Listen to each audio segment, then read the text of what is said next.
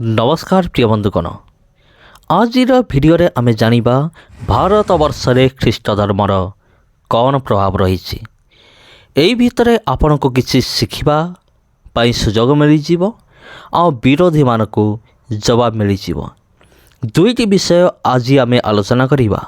Number 1 ख्रीष्ट विरोधी मानकर मत कौन। नंबर 2 इतिहास बा ऐतिहासिक मानकर मत कौन। तेबे प्रथम आमे देखिबा विरोधी मानकर मत कौन। विरोधी मानकर आर्गुमेंट बा तांकर जुक्ति अनुसार इंग्रज माने भारत को ख्रीष्ट धर्म को आनिथिले जोटा कि संपूर्ण भाव में भूल अटे। इंग्रज माने भारत को ख्रीष्ट धर्म को आनी नथिले। हाँ एकथा सत इंग्रज मानक मध्यरु अधिकांश से ख्रीस्टियन थिले किंतु से ख्रीष्ट धर्म को भारत वर्ष को से आनी नथिले। तेबे ख्रीष्ट धर्म केमिति भारत को आसीथिला से विषय में आलोचना करिबा। ता पूर्व गोटे विषय मु क्लियर कर दिया पई चाहे। एबे हुए तो विरोधी माने से माने आर्गुमेंट करि पारंती जे हाँ आमे जानिचु इंग्रज माने ही भारत को ख्रीष्ट धर्म को आनिथिले। तेबे प्रिय बंधुगण जदि आमे विलियम केरिंगर जीवन देखिबा आउ तांकर जीवनी पढ़िला भितरे गोटे विषय जना पड़े जे इंग्रज माने प्रभु जीशु ख्रीष्टंकर प्रचार को से माने विरोध करुଥିଲେ। आ जतबेले विलियम केरी प्रभु जीशु ख्रीष्टंकर विषय को प्रचार करुचंती सेतबेले इंग्रज माने से बाधा दौचंती एवं सेमाने कहउचंती तुमे प्रभु जीशुଙ୍କ विषय प्रचार करि परिबो नाही। जदि आपण विश्वास करूनांती तबे विलियम केरिंगर जीवन को अनुध्यान कले आपण जानि परिबे जे विलियम केरी जतबेले प्रभु जीशु ख्रीष्टंकर वाक्य को प्रचार करुଥିଲେ सेतबेले इंग्रज माने विरोध करुଥିଲେ। आउ आपण माने केमति कहि परिबे जे इंग्रज माने भारत को ख्रीष्ट धर्म को आनिथिले बोली। तेबे प्रिय बंधुगण आउ सेमाने जानिथिले अर्थात इंग्रज माने जानिथिले जे बाइबल रे शक्ति रही अछि जहाँ लोक मान को परिवर्तन करि परिबो एवं जदि लोक माने थरे जदि जागृत हो गले सजग हो गले तेबे सेमाने इंग्रज मानक विरुद्ध रे सेमाने विद्रोह करिवे तांको आउ टैक्स देबे नाही खजना देबे नाही। सेतिबे सेमाने समान को भितर गोटे भय थिला जे केही मध्य बाइबल प्रचार न करू प्रभु जीशु ख्रीष्ट विषय प्रचार न करू। तबे बाइबल रे एमती क्यों विषयटी रही क्यों विषयटी रही जहाँ मंद सहित लड़िया पाई प्रेरणा दे थाए। आपण जदि मोसांक जीवन पढ़िबे जीह स्वयं जीवन पढ़िबे दाऊदଙ୍କ जीवन पढ़िबे सेतिर आपण गोटे विषय शिक्षा लाभ करिपारिबे जे एमाने थिले साहसी आउ एमाने सब बेले मंद विरुद्ध से युद्ध करुथिले लड़ाई करुथिले एवं एमाने जने जने उत्तम नेता थिले। तबे सेतिपाई हुए तो इंग्रज मानक भितरे एक एमिति गोटे माने चिंताधारा जागृत हो थाई पारे कि जदि कौन सी व्यक्ति प्रभु जीशु ख्रीष्ट विषय प्रचार करे तेबे लोक माने जागृत होइजिबे। तेबे भारत को ख्रीष्ट धर्म आनिथिला किए। तेबे प्रिय बंधुगण आमे वर्तमान ऐतिहासिक विषय को अनुध्यान करिबा। ख्रीष्ट विरोधी मानकर मत तो सला तेबे भारत को ख्रीष्ट धर्म आनिथिला किए। आमे तो ख्रीष्ट धर्म बोली आमे कहूनु।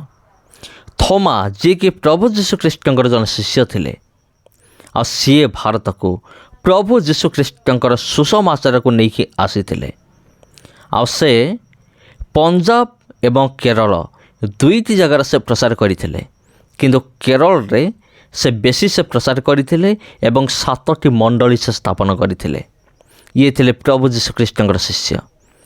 तापरे परे आमे देखिया पाऊ जे भारत वर्ष रे केमिति सुसमाचार द्रुत गति रे व्यापी जाइथिला आउ जो माने विरोध कले आउ सेमाने मले किबा जीशु ग्रहण कले।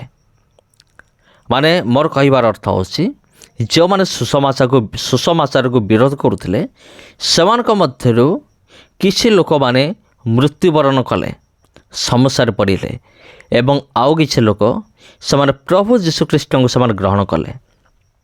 ସେମାନଙ୍କ ଭିତରେ ସାଧୁ ସୁନ୍ଦର ସିଂ ଜଣେ ଅଛନ୍ତି। ଆପଣ ତାଙ୍କର ଜୀବନ ପଢ଼ିବେ। ଆଉ ଥିଲେ ବିଲି ଗ୍ରାହାମ୍, ଆଉ ଅନେକ କଟ୍ଟର ବ୍ରାହ୍ମଣମାନେ ଯେଉଁମାନେ କି ପୂର୍ବରୁ ପ୍ରଭୁ ଯୀଶୁଖ୍ରୀଷ୍ଟଙ୍କୁ ସେମାନେ ଘୃଣା କରୁଥିଲେ, ଖ୍ରୀଷ୍ଟିଆନମାନଙ୍କୁ ବିରୋଧ କରୁଥିଲେ। ବହୁତ ବଡ଼ ବଡ଼ ଖ୍ରୀଷ୍ଟିଆନ ବିରୋଧୀମାନେ ଥିଲେ। ଆଉ ସେଇମାନେ ଶେଷରେ ପ୍ରଭୁ ଯୀଶୁଖ୍ରୀଷ୍ଟଙ୍କ ନିକଟକୁ ଆସିଲେ ଆଉ ପ୍ରଭୁ ଯୀଶୁଖ୍ରୀଷ୍ଟଙ୍କୁ ସେମାନେ ବିଶ୍ୱାସ କଲେ। ତେବେ ପ୍ରିୟ ବନ୍ଧୁଗଣ, ଏଇଟା ହେଉଛି ସତ୍ୟତା ଯେ ଭାରତରେ କିଭଳି ଖ୍ରୀଷ୍ଟ ଧର୍ମ ଆସିଥିଲା ବା ଭାରତରେ ଖ୍ରୀଷ୍ଟ ଧର୍ମର ପ୍ରଭାବ। ତେବେ ଅନେକ ଭାବନ୍ତି ଯେ ଆମର ଭାରତବର୍ଷରେ ଖ୍ରୀଷ୍ଟିଆନ ଲୋକମାନେ, ବିଶେଷ କରି ବିରୋଧୀମାନେ, ସେମାନଙ୍କ ଚିନ୍ତାଧାରା ଏଇଆ ଯେ ଖ୍ରୀଷ୍ଟିଆନ ଲୋକମାନେ ପ୍ରଲୋଭନ ଦେଇ, ଟଙ୍କା ଦେଇ, ଚାଉଳ ବସ୍ତା ଦେଇ ସେମାନେ ଧର୍ମ ପରିବର୍ତ୍ତନ କରୁଅଛନ୍ତି।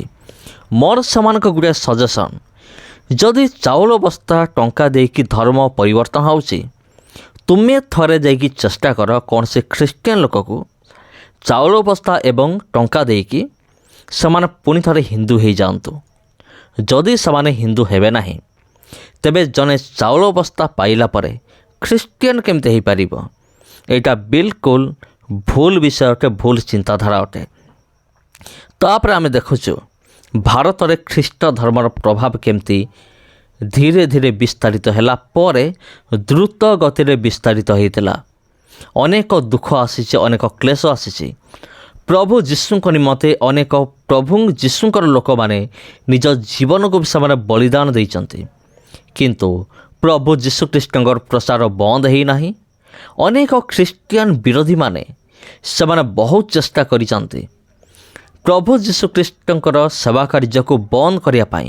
କିନ୍ତୁ ଏପର୍ଯ୍ୟନ୍ତ କୌଣସି ବି ଖ୍ରୀଷ୍ଟିଆନ ବିରୋଧୀ କିମ୍ବା ଖ୍ରୀଷ୍ଟିଆନ ବିରୋଧୀ ସଂସ୍ଥା, ଯେମିତିକି ବଜରଙ୍ଗ ଦଳ ହେଉ, RSS ହେଉ, ଏମାନେ ଆଜି ପର୍ଯ୍ୟନ୍ତ ପ୍ରଭୁ ଯୀଶୁଙ୍କର ସୁସମାଚାରକୁ ବନ୍ଦ କରିବା ପାଇଁ ସେମାନେ ସକ୍ଷମ ହୋଇନାହାନ୍ତି।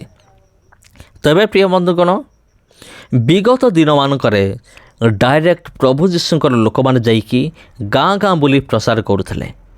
ଏବେ ଆସିଗଲା ଆଉ ଗୋଟେ ମାଧ୍ୟମ, ଯେଉଁଟା ହେଉଛି ସୋସିଆଲ ମିଡ଼ିଆ।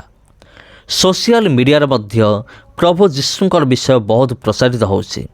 ତେବେ ପ୍ରିୟ ବନ୍ଧୁଗଣ, ଆଉ ପ୍ରଭୁ ଯୀଶୁଙ୍କର ସୁସମାଚାରକୁ ସୋସିଆଲ ମିଡ଼ିଆ ମାଧ୍ୟମରେ ଲୋକମାନେ ଶୁଣି ପ୍ରଭୁ ଯୀଶୁଖ୍ରୀଷ୍ଟଙ୍କୁ ସେମାନେ ବିଶ୍ୱାସ କରୁଅଛନ୍ତି।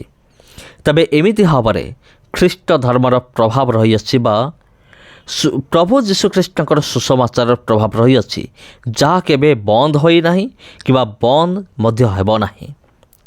ଖ୍ରୀଷ୍ଟିଆନ ବିରୋଧୀମାନେ ଯେତେ ବି ଚେଷ୍ଟା କରନ୍ତୁ, ପ୍ରଭୁ ଯୀଶୁଙ୍କର କାମକୁ ସେମାନେ କଦାପି ବନ୍ଦ କରିପାରିବେ ନାହିଁ। କାରଣ ଏଇଟା ଆମର କାମ ନୁହେଁ, ଏହା ହେଉଛି ପରମେଶ୍ୱରଙ୍କ କାର୍ଯ୍ୟ ଅଟେ। ସମସ୍ତଙ୍କୁ ନମସ୍କାର। ଖ୍ରୀଷ୍ଟରେ ପ୍ରିୟ ଭାଇ ଏବଂ ଭଉଣୀମାନେ, ଆଜି ପାଇଁ ଏତିକି। ଭିଡ଼ିଓ ଭଲ ଲାଗିଥିଲେ ସେୟାର କରନ୍ତୁ। ଧନ୍ୟବାଦ।